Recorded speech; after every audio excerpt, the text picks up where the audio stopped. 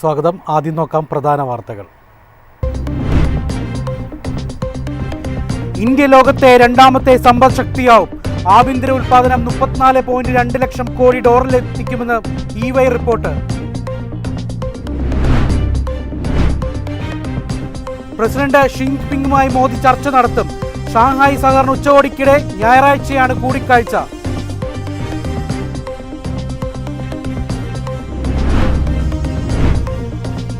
ഇന്ത്യയുടെ GDP വളർച്ച അനുമാനം 5.8% കുറച്ച് നോമുറ. ട്രംപിന്റെ 50% താരിഫ് വെല്ലുവിളിയായെന്ന് റിപ്പോർട്ട്.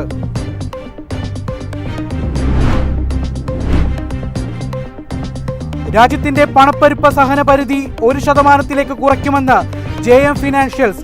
പരിഷ്കരണം നിക്ഷേപ വിശ്വാസ്യത വർദ്ധിപ്പിക്കുമെന്ന് റിപ്പോർട്ട്. സ്റ്റോക്ക് ഫ്യൂച്ചറുകൾക്കായി പ്രീ ഓപ്പൺ സെക്ഷൻ അവതരിപ്പിക്കാൻ BCI. പ്രാബല്യത്തിൽ വരിക ഈ വർഷം ഡിസംബർ 8-ന്.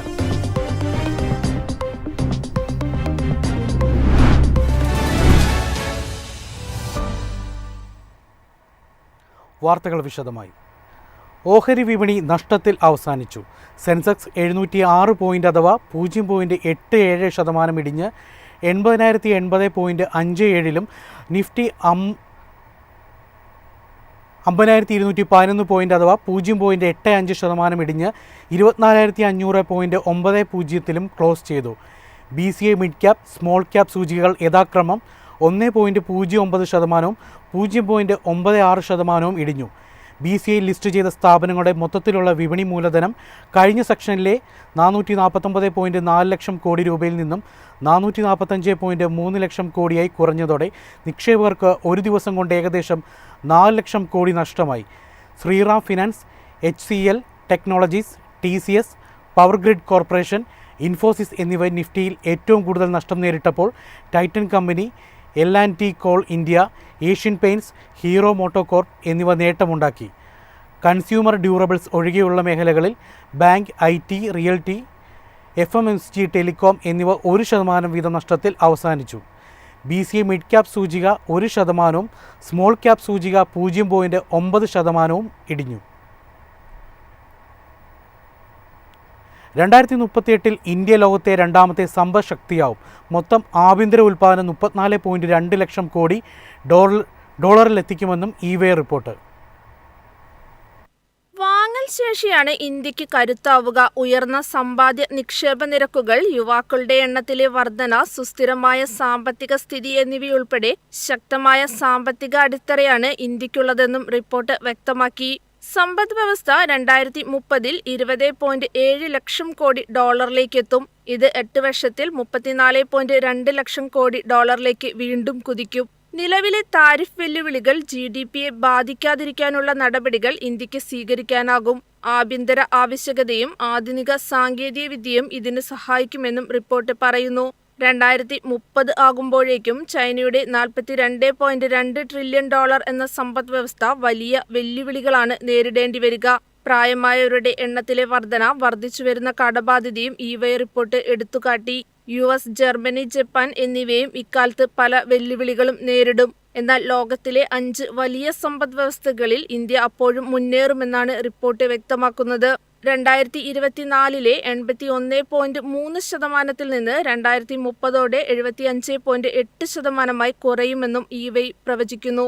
അടിസ്ഥാന സൗകര്യ മേഖലകളിലെ പൊതുനിക്ഷേപവും ആർട്ടിഫിഷ്യൽ ഇന്റലിജൻസ്, സെമി കണ്ടക്ടറുകൾ, പുനരുപയോഗ ഊർജ്ജം തുടങ്ങിയ ഉയർന്നുവരുന്ന സാങ്കേതിക വിദ്യകളുടെ സ്വീകാര്യതയും രാജ്യത്തിന് കരുത്തു പകരുമെന്നും റിപ്പോർട്ട് വ്യക്തമാക്കി. News desk, MyFin TV.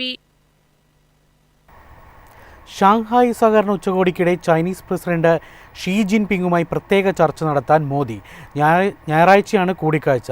സന്ദർശന വേളയിൽ ചൈനയിലേക്ക് നേരിട്ടുള്ള വിമാന സർവീസ് ആരംഭിക്കുന്നതിൻ്റെ പ്രഖ്യാപനവും ഉണ്ടാവും. ഇന്ത്യ ചൈന ബന്ധം ശക്തമാകുന്നതിന്റെ സൂചനകളാണ് ഇപ്പോൾ പുറത്തുവരുന്നത്.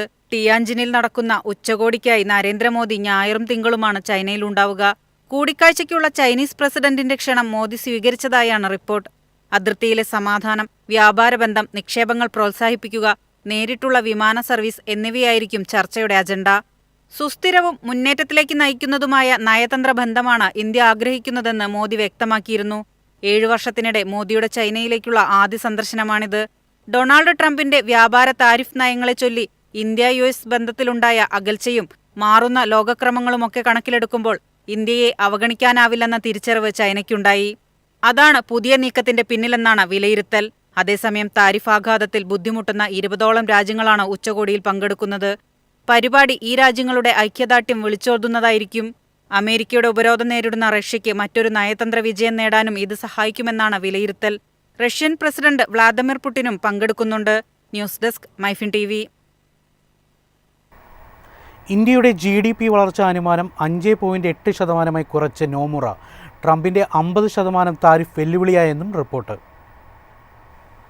ദുർബലമായ കയറ്റുമതി, തൊഴിൽ നഷ്ടം, നിക്ഷേപങ്ങളിലെ കുറവ് എന്നിവ കാരണമാണ് വളർച്ചാ അനുമാനം കുറയ്ക്കുന്നത്. ട്രംപിന്റെ അധിക തീരുവയായ 25% 3 മാസത്തേക്ക് മാത്രമാണെങ്കിൽ വളർച്ച 6% നോമുറ വ്യക്തമാക്കി. 25% പിഴ നവംബറിന് ശേഷം നീക്കം ചെയ്യപ്പെടുമെന്ന പ്രതീക്ഷയിലാണ് ഈ പ്രവചനം. നേരത്തെ 6.2% നോമുറയുടെ വളർച്ചാ പ്രവചനം. അതേസമയം രാജ്യത്തെ GST പരിഷ്കരണം ആഘാതങ്ങളെ മറികടക്കാൻ സഹായിക്കുമെന്ന് സാമ്പത്തിക വിദഗ്ധരായ സൊണാൽ വർമ്മ, അരോദീപ് നന്ദി എന്നിവർ വ്യക്തമാക്കി. 2026 സാമ്പത്തിക വർഷത്തിലെ CPI പണപ്പെരുപ്പ പ്രവചനം 2.7% നിലനിർത്തി. കറന്റ് അക്കൗണ്ട് കമ്മി GDPയുടെ 1% നേരിയ തോതിൽ വർദ്ധിക്കുമെന്നും നോമുറ പ്രതീക്ഷിക്കുന്നു. റിപ്പോർട്ടുകൾ പ്രകാരം ഇന്ത്യയിൽ നിന്നുള്ള US ഇറക്കുമതിയുടെ ഏകദേശം 60% ഉൽപ്പന്നങ്ങളും താരിഫ് ആഘാതം നേരിടുന്നുണ്ടെന്നും റിപ്പോർട്ട് വ്യക്തമാക്കി. News desk MyFin TV. രാജ്യത്തിന്റെ പണപ്പെരുപ്പ സഹന പരിധി 1% കുറയ്ക്കുമെന്ന് JM ഫിനാൻഷ്യൽസ്. പരിഷ്കരണം നിക്ഷേപ വിശ്വാസ്യത വർദ്ധിപ്പിക്കുമെന്നും റിപ്പോർട്ട്. നിലവിൽ 2% രാജ്യത്തെ കുറഞ്ഞ പണപ്പെരുപ്പ പരിധി. ഇത് 1 മുതൽ 1.5% ചുരുക്കണം. ഇതോടെ ഇന്തോനേഷ്യ പോലുള്ള രാജ്യങ്ങളുടെ കേന്ദ്ര ബാങ്ക് നയത്തിന് തുല്യമാവും ഇന്ത്യയുടേത്. ഇത് റിസർവ് ബാങ്ക് നയങ്ങളിലുള്ള വിശ്വാസ്യത വർദ്ധിക്കാൻ കാരണമാവുമെന്നാണ് JM ഫിനാൻഷ്യൽസ് പറയുന്നത്. ഓരോ രാജ്യത്തെയും കേന്ദ്ര ബാങ്കുകളുടെ നയങ്ങൾ ആ രാജ്യത്തേക്ക് വിദേശ നിക്ഷേപം അടക്കമുള്ളവ വരുന്നതിൽ നിർണായക പങ്ക് വഹിക്കുന്നുണ്ട്. ഇക്കാര്യം ചൂണ്ടിക്കാട്ടിയാണ് JM ഫിനാൻഷ്യൽസിന്റെ റിപ്പോർട്ട്. റിസർവ് ബാങ്കിന്റെ ധനനയ സമിതി 2 മുതൽ 6% പണപ്പെരുപ്പ പരിധിയായി നിശ്ചയിച്ചിട്ടുള്ളത്. രാജ്യത്തിന്റെ ധനനയ ചട്ടക്കൂട് 5 വർഷത്തിലൊരിക്കൽ പരിഷ്കരിക്കാറുണ്ട്. അടുത്ത മാർച്ചിൽ നടക്കുന്ന അവലോകന യോഗത്തിലായിരിക്കും അന്തിമ തീരുമാനം ഉണ്ടാവുക. നേരത്തെ തന്നെ പണപ്പെരുപ്പം നിർണ്ണയിക്കുന്നതിൽ നിന്ന് ഭക്ഷ്യവിലകളെ ഒഴിവാക്കണമെന്ന ആവശ്യം ഉയർന്നിട്ടുണ്ട്. കേന്ദ്ര സർക്കാർ ഇതിനുള്ള നീക്കവും നടത്തുന്നുണ്ട്. 2023-24 സാമ്പത്തിക സർവേയും ഇക്കാര്യം ആവശ്യപ്പെട്ടിരുന്നു. News desk MyFin TV. F&O അഥവാ ഇൻഡെക്സ് സ്റ്റോക്ക് ഫ്യൂച്ചറുകൾക്കായി പ്രീ ഓപ്പൺ സെക്ഷൻ അവതരിപ്പിക്കാൻ BCE. പ്രാബല്യത്തിൽ വരിക ഈ വർഷം ഡിസംബർ 8-ന്. ഇക്വിറ്റി സെഗ്മെന്റിലെ നിലവിലുള്ള പ്രീ ഓപ്പൺ സെഷന് സമാനമായ രീതിയിൽ തന്നെയാണ് F&Oയ്ക്കും ഈ വിഭാഗം വരിക. മാർക്കറ്റ് ഡാറ്റ, ബ്രോഡ്കാസ്റ്റ് അടക്കമുള്ളവയിൽ മാറ്റമൊന്നും ഉണ്ടാവില്ല. പുതിയ പ്രീ ഓപ്പൺ സെഷന്റെ പരീക്ഷണാടിസ്ഥാനത്തിലുള്ള ട്രേഡിംഗ് ഒക്ടോബർ 6 മുതൽ നിക്ഷേപകർക്ക് ലഭ്യമാകുമെന്നും എക്സ്ചേഞ്ച് അറിയിച്ചു.